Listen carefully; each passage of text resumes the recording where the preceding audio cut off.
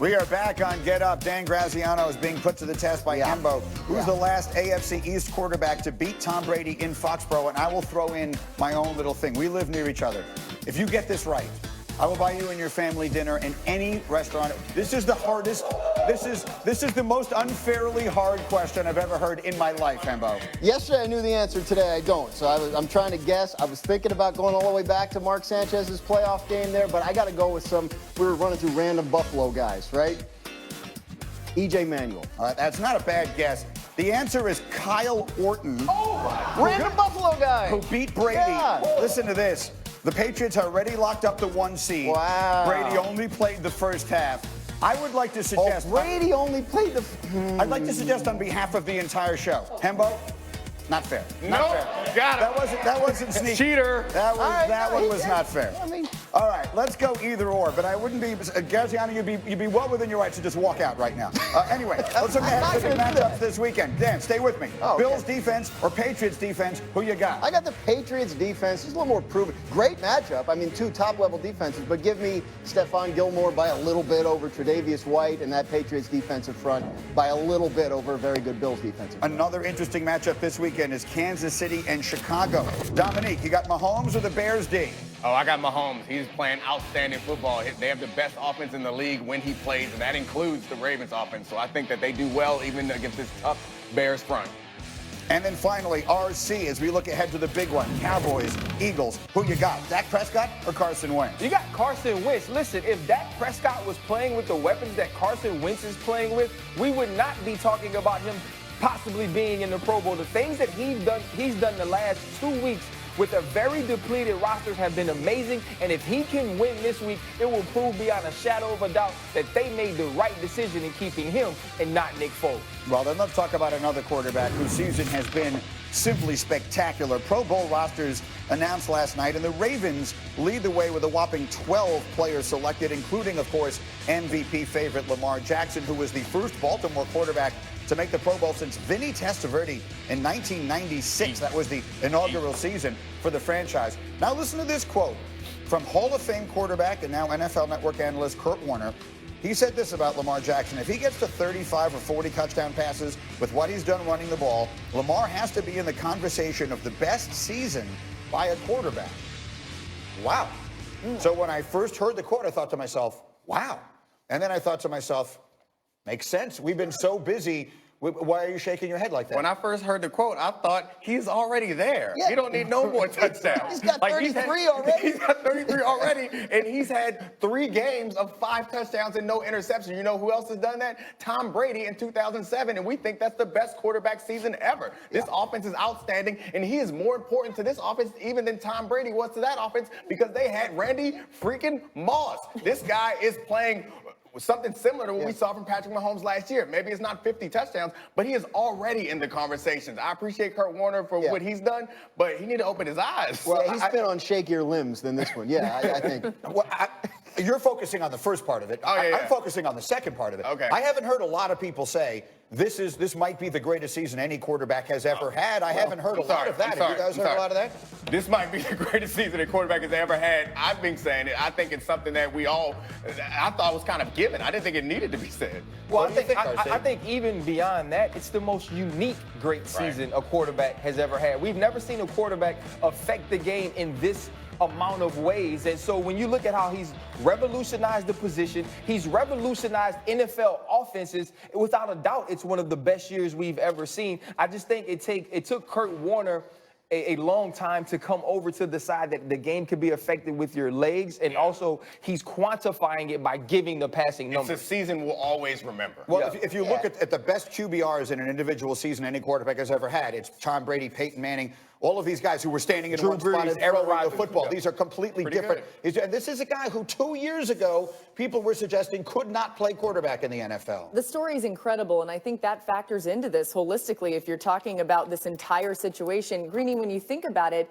Lamar Jackson's mom, Felicia Jones, is the reason why he's even playing quarterback. She fought all the way from his elementary school days. Shout out Felicia. Shout out Felicia, because she fought for him to play this position even when no college wanted to take take him on as a quarterback? She said, no, my son's going to play quarterback. And now here he is as having one of the best, if not the best season ever as a quarterback. In it's his incredible. second year, after people were saying he couldn't play the position in the NFL. And maybe one of the most important, because you say he's showing people like Kurt Warner that you can succeed.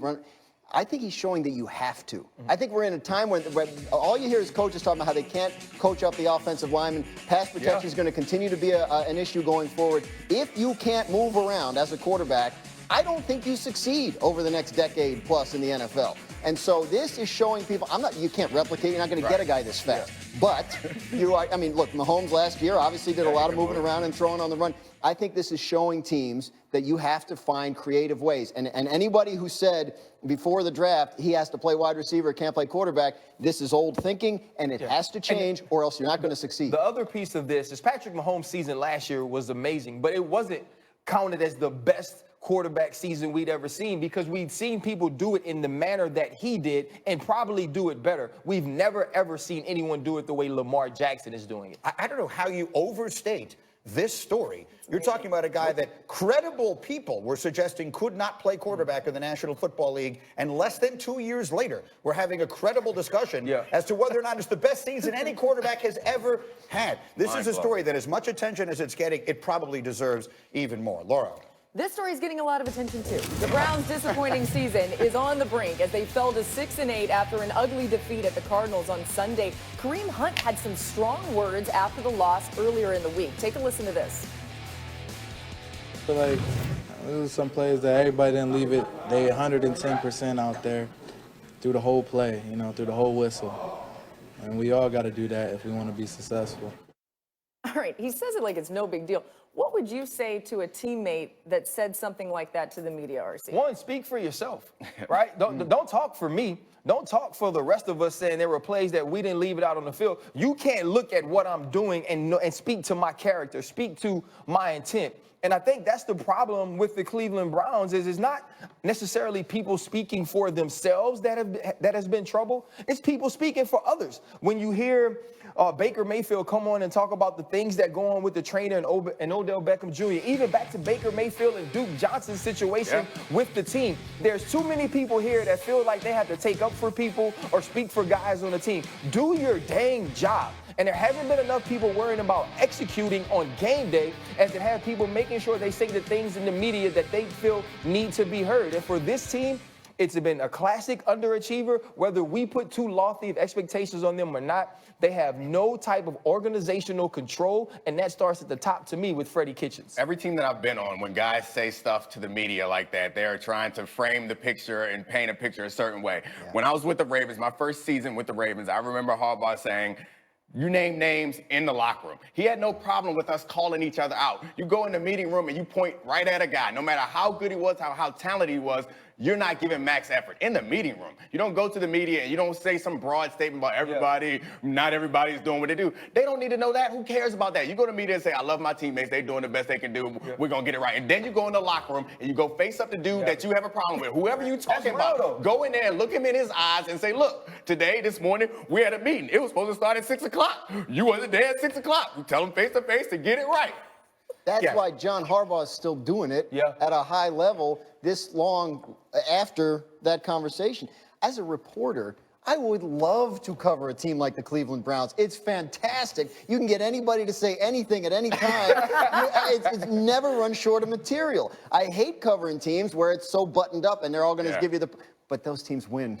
There's no question about it. You have to have that from the very, very top. In the last 3 weeks, we have had conversations about a T-shirt the coach wore. We've had conversations about the quarterback calling out the training staff. And now we're having conversations about the running back who has played in, 3 games? And you're not talking about how his teammates didn't give 110% effort. They're lonesome for the days when they just had a player hitting another player with a helmet. Like the good old days. Or Odell's watch.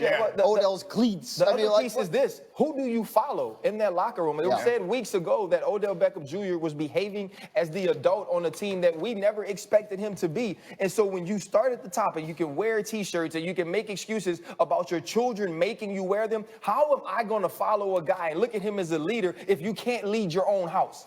And so when you have that type of situation, how do you want me to be better when you can't be better? How are you going to follow a guy who's going to throw his own daughters under the bus? Okay. Come on, Come man. get me. If I was on a roster, I'd be yelling, come get me. We're just getting rolling. Coming up, we go back to the hoop. Zion Williamson back on the practice court. How should the Pelicans manage his minutes when he is ready to return? We'll discuss. And then, what do